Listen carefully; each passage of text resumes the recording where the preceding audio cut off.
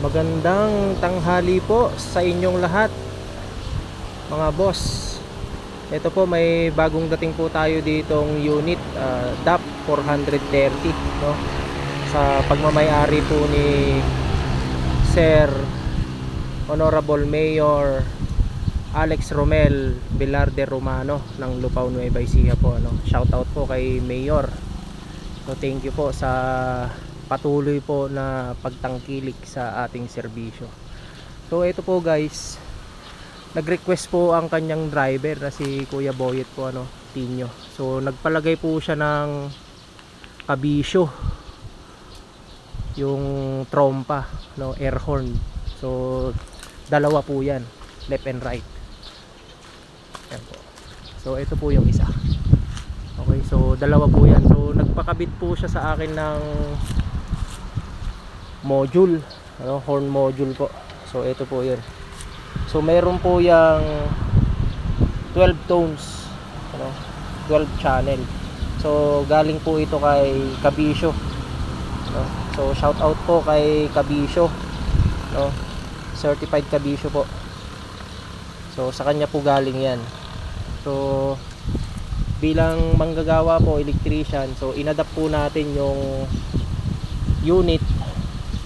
So kinabitan po natin siya ng ganyan. So pakinggan po natin kung maganda po ba yung tunog, no? Papakinggan po natin. So yan, magte-testing lang po tayo, magda-dry run.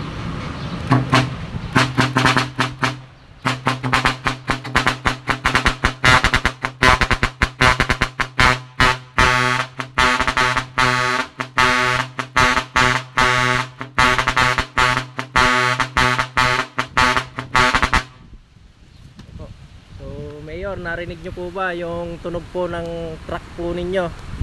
Okay po. So ito po, pipinish lang po natin yung wirings. So nakakalat po kasi. So stay tuned po mga guys, yung kalalabasan po ng wirings po natin after po nating install po yan ng maganda. So ilalagay po natin yung module po natin sa may mismong malapit po sa panel board para kontrolado po ng driver. So trial pa lang po yan. So tinesting pa lang po natin yung connection na kung saan ito po yung kanyang harness. So yan po yung connection. So yung red po, ito po ay mapupunta po sa positive supply po, ano. So pupunta po yan sa fuse at the same time sa switch po, ano. Then yung yellow po tsaka blue, yan po yung mapupunta sa magnetic switch po nung air horn po natin sa itaas. Oh. Yan. Tsaka yung brown. So actually po yung brown tsaka blue, yan po yung galing po sa magnetic switch din po. So magkahiwalay. Then yung dilaw po natin, magnetic switch din po, pero ipupunta po natin yan sa body ground or sa negative sign po ng ating battery, or pwede na rin po sa chassis, doon po natin siya i-connect. Ano po?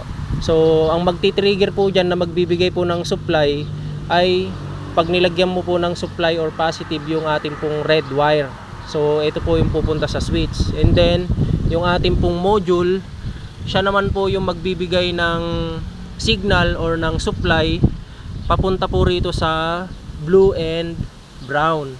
So yung blue and brown na po yan, connected po yan dun sa dalawang magnetic switch po natin ng air horn sa itaas.